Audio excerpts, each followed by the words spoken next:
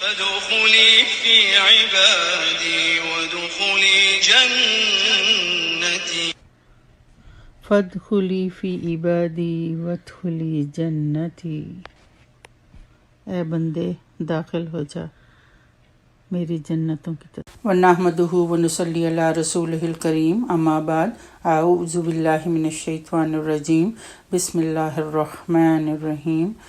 میرا آج کا موضوع لیلۃ القدر۔ اِنَّا أَنزَلْنَاهُ فِي لَيْلَةِ الْقَدْرِ وَمَا أَدْرَاكَ مَا لَيْلَةُ الْقَدْرِ لَيْلَةُ الْقَدْرِ خَيْرٌ مِّنْ أَلْفِ شَهْرٍ تَنَزَّلُ الْمَلَائِكَةُ وَالرُّوحُ فِيهَا بِإِذْنِ رَبِّهِم مِّن كُلِّ أَمْرٍ سلام ہی حتی مطلع الفجر۔ ہم نے اس قرآن کو شب قدر میں نازل کیا، اور آپ کو کیا معلوم کہ شب قدر کیا ہے؟ شب قدر 1000 مہینوں سے بہتر ہے۔ فرشتے اور روح اس میں اپنے رب کے اذن سے ہر حکم لے کر اترتے ہیں۔ وہ رات سراسر سلامتی ہے طلوع فجر تک۔ اس صورت میں قرآن کے متعلق اللہ تعالیٰ نے فرمایا کہ ہم نے اسے لیلۃ القدر میں نازل کیا، اور سورہ دخان کی آیت نمبر 3 میں فرمایا کہ ہم نے اس قرآن کو لیلۃ المبارکہ میں نازل کیا، جس سے معلوم ہوا کہ لیلۃ القدر اور لیلۃ المبارکہ ایک ہی رات کی 2 صفات یا 2 نام ہیں۔ القدر کے معنی قدر و منزلت کے بھی ہیں، اس لیے اسے شب قدر کہتے ہیں۔ اس کے معنی اندازہ اور فیصلہ کرنا بھی ہیں۔ اس میں سال بھر کے فیصلے کیے جاتے ہیں، اس لیے اسے لیلۃ الحکم بھی کہتے ہیں۔ اس کے معنی تنگی کے بھی ہیں۔ اس رات اتنی کثرت سے زمین پر فرشتے اترتے ہیں کہ زمین تنگ ہو جاتی ہے۔ شب قدر یعنی تنگی کی رات، یا اس لیے یہ نام رکھا گیا کہ اس رات جو عبادت کی جاتی ہے اللہ کے ہاں اس کی بڑی قدر ہے اور اس پر بڑا ثواب ہے۔ فتح القدیر۔ احادیث و آثار سے واضح ہے کہ یہ رمضان کے آخری عشرے کی طاق راتوں میں سے کوئی ایک رات ہوتی ہے۔ اس کو مبہم رکھنے میں یہی حکمت ہے کہ لوگ 5 ہی طاق راتوں میں اس کی فضیلت حاصل کرنے کے شوق میں اللہ کی خوب عبادت کریں۔ لیلۃ القدر کون سی رات ہے؟ عبادہ بن صامت کہتے ہیں کہ آپ صلی اللہ علیہ وآلہ وسلم اپنے حجرہ سے نکلے۔ آپ صلی اللہ علیہ وآلہ وسلم لوگوں کو لیلۃ القدر کے بارے میں بتانا چاہتے تھے۔ اتنے میں 2 مسلمان لڑ پڑے۔ آپ صلی اللہ علیہ وآلہ وسلم نے فرمایا، میں اس لیے نکلا تھا کہ تمہیں لیلۃ القدر بتاؤں، مگر فلاں فلاں لڑ پڑے، تو وہ بات میرے دل سے اٹھا لی گئی، اور اسی میں شاید تمہاری بہتری تھی۔ اب تم اسے آخری عشرہ کی 7ویں، 9ویں اور 5ویں رات میں تلاش کرو۔ بخاری۔ حضرت ابو ہریرہ رضی اللہ تعالیٰ عنہ کی روایت ہے کہ رسول اللہ صلی اللہ علیہ وآلہ وسلم نے لیلۃ القدر کے بارے میں فرمایا، وہ 27ویں یا 29ویں رات ہے۔ ابو داؤد۔ دوسری روایت ابو ہریرہ رضی اللہ تعالیٰ عنہ سے یہ ہے کہ وہ رمضان کی آخری رات ہے۔ مسند احمد۔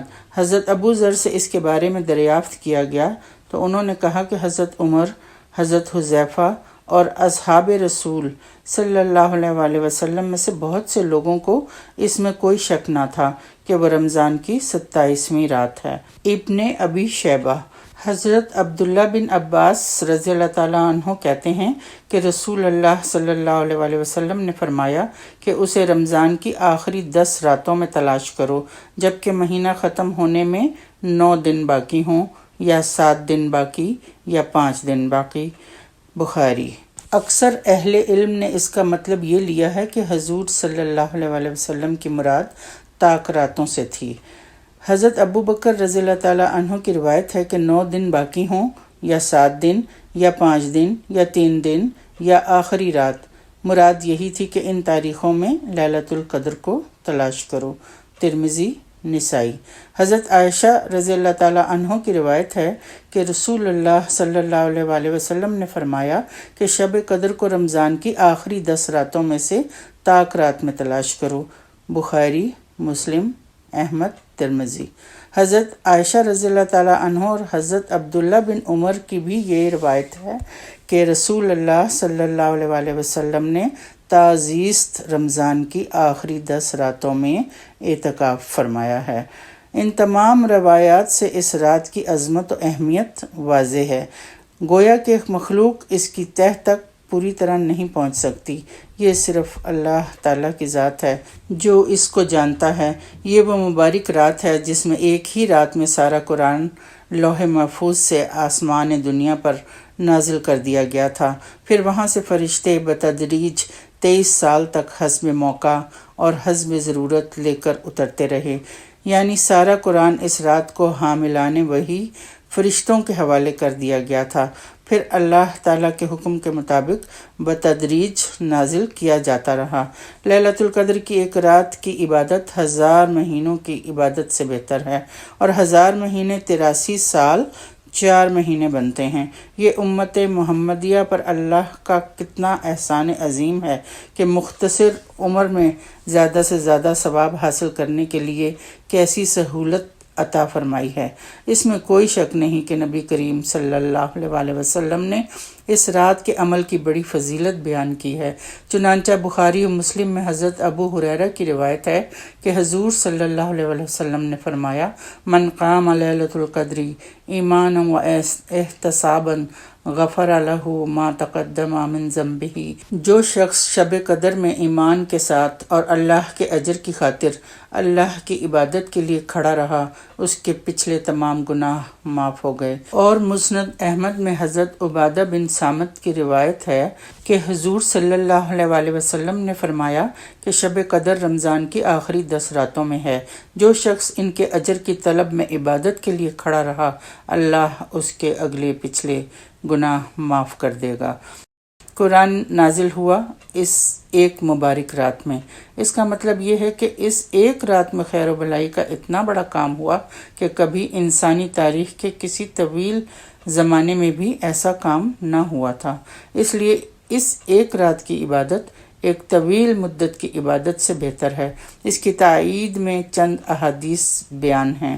سیدنا ابو ہریرہ رضی اللہ تعالیٰ عنہ کہتے ہیں کہ آپ صلی اللہ علیہ وسلم نے فرمایا، جو شخص لیلۃ القدر میں ایمان کے ساتھ اور ثواب کی نیت سے قیام کرے، اس کے سابقہ گناہ معاف کر دیے جائیں گے۔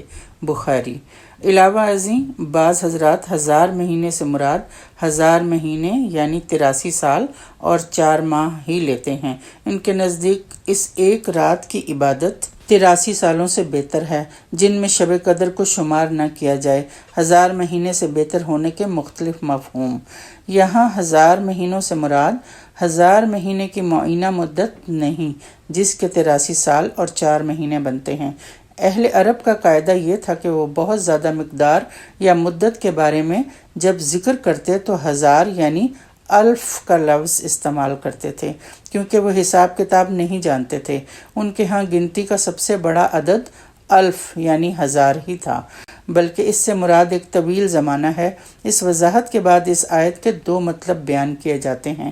ایک یہ کہ بنی نوع انسان کی خیر و بھلائی کا کام جتنا اس ایک رات میں ہوا یعنی قرآن نازل ہوا، اتنا کام کسی طویل دور انسانی میں بھی نہیں ہوا تھا۔